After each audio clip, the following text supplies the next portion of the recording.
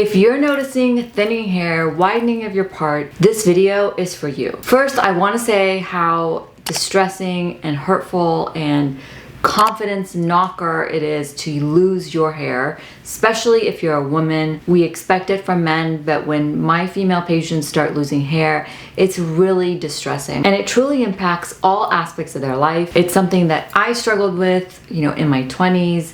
And so I want to share some tips on how to grow your hair.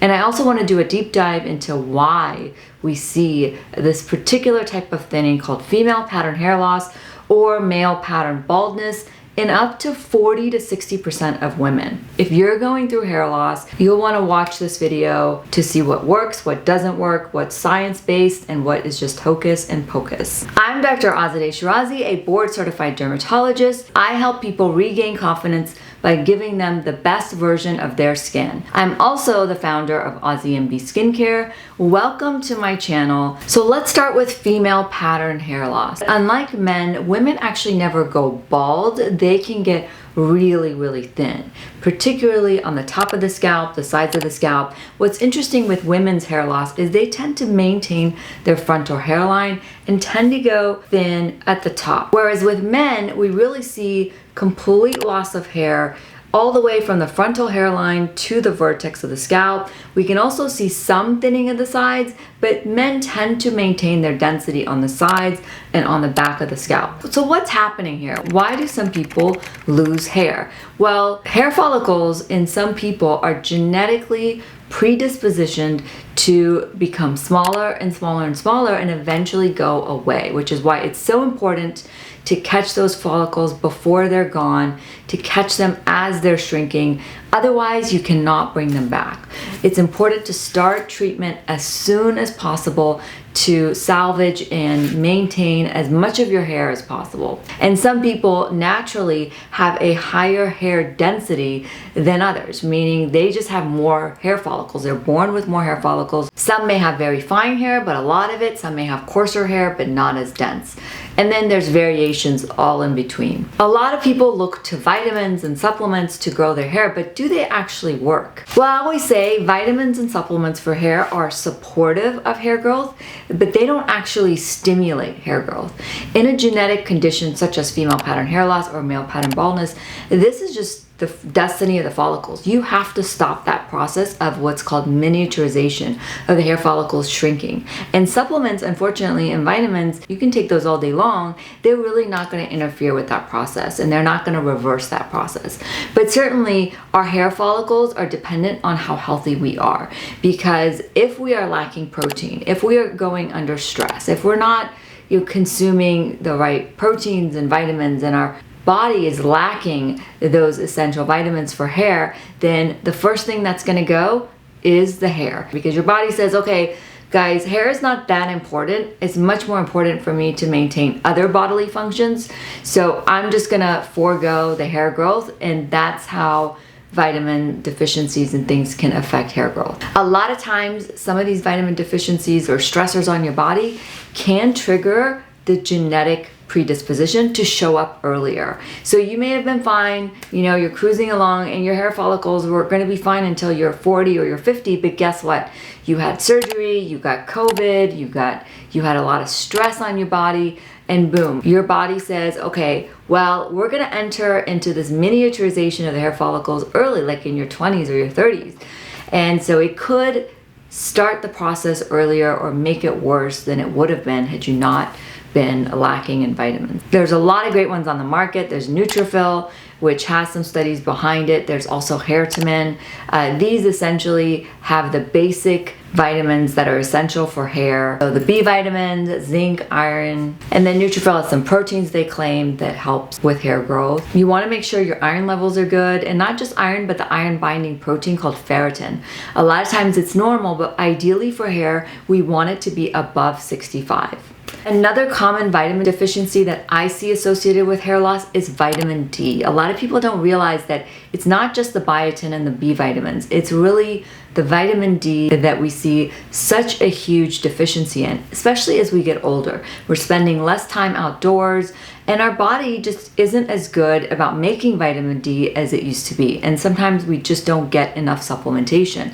So it's important to check with your doctor and make sure that your vitamin D is up to par. When you're losing hair, of course, I'm going to tell you don't stress, because stress only makes it worse. It's easier said than done, but you know what? Stress will never go away. You have to find ways of managing it to really help those follicles revitalize. Getting into what actually stimulates hair growth and stops the miniaturization process we see with female and male pattern baldness. These are the treatments that truly work. They've been studied, backed up by science, and we have enough evidence to really see people grow a lot of their hair. So number one is minoxidil. Minoxidil traditionally has been a blood pressure medication, but in very small doses. So I'm talking, 1 milligram, 0.5 milligrams. It can really stimulate a lot of hair growth. So it's not a great blood pressure medication at such a low dose, but it's great for hair growth. For men, I like them to take 2.5 milligrams. For women, anywhere from 0.5 milligrams to 1 milligram is sufficient. Now, you have to be careful because the higher the dose, especially in women, you can also end up with facial hair, which I guess can be a trade-off. You can also use minoxidil in a topical solution known as Rogaine, which comes as a foam or a liquid. I'm not a huge fan of the foam. I feel like it gets on your hair and doesn't actually get on the skin of the scalp. So I favor the solution. Use the 5%, even though it says men only, it's fine for women to use it. The only reason it says men only is because they never spent the money to do the trials to prove that it's safe in women, but it's perfectly safe. I feel like the 2.5% for women doesn't really work as well. So go for the 5%. You need to use it twice a day, every day, and you have to be really consistent to see results, which by the way, takes 6 months to a year to really show the hair growth. You can also get prescription minoxidil solution. We have one in the office. It's called Hair Restore. It's formulated with 7% minoxidil, which is higher than the over-the-counter, but it also has finasteride.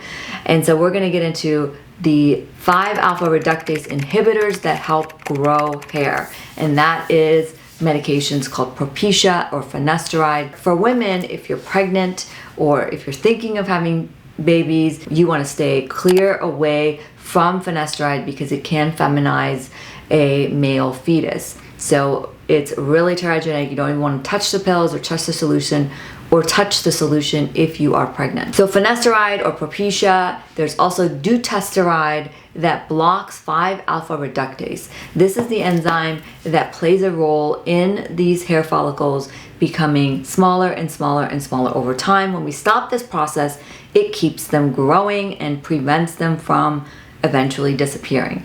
It works really well, particularly for the frontal hair area in men. In women, it just has a global effect. Minoxidil works better for men balding in the vertex, whereas Propecia is better for the frontal hairline. That's been my experience, what I've seen in my patients. So ideally, you can combine these treatments into one solution, such as the Hair Restore we keep in our office, because they both work a little bit differently. We're not really sure exactly how minoxidil works, but we do know that it stimulates hair. I actually also use it on my eyebrows. That's just a little side point. It's not approved for that, but it's something you can do a few times a week to maintain your eyebrows. So dutasteride is the latest 5-alpha reductase inhibitor. It works similarly to Propecia, but it's more specific, and the data shows that it works better, honestly. And something that we're doing in our office is using mesotherapy with dutasteride to stimulate hair. What's nice about this is you don't have the potential side effects of taking it by mouth, because one of the side effects of finasteride or dutasteride is sexual dysfunction, which is very real. We see it in 2% of the population.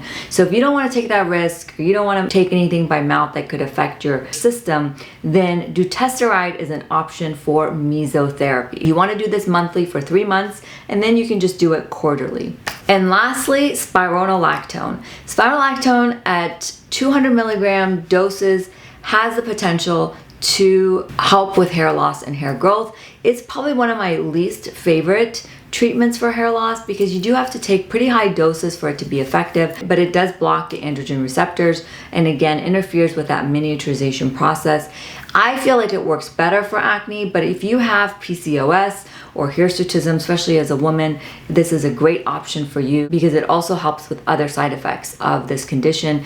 If you're a man, you do not want to take spironolactone by mouth because it can grow breasts, which is great if you're a woman. It's like the miracle pill. It helps clear your acne and clear your skin. It stimulates hair growth on the scalp, but reduces hair growth on the face, and it gives you bigger breasts. So it's one of those miracle treatments that we love to use in dermatology. What about non-medical hair stimulators? One that comes up commonly is rosemary oil. And there was a study that compared 2% minoxidil with rosemary oil, and they both showed similar efficacies at 6 months. So there's probably some mechanism of action that works similarly to minoxidil. We don't have as much data on rosemary oil, but the study was promising. It doesn't hurt. You can add it to your shampoo. You can use it at bedtime on your scalp. Sometimes you can get a reaction to rosemary oil because it is essential oil. It can be a little bit unstable and break down over time. And it can make the hair a little bit greasy, but if you're looking for a natural alternative to try, rosemary oil is an option. What about PRP? That is platelet-rich plasma that we take your blood in the office. We extract out the platelets that have all these growth factors and inject it into the scalp to stimulate hair growth. Does it work? Yes. But I don't use it as solo therapy because, again, I feel like it's supportive of hair and it does help boost your hair follicles to enter the anagen phase, which is the growing phase of the hair cycle. But again, you really need that hair stimulation with minoxidil or some of the other medical therapies I mentioned. If you're truly having hair loss, I wouldn't waste time and just do PRP.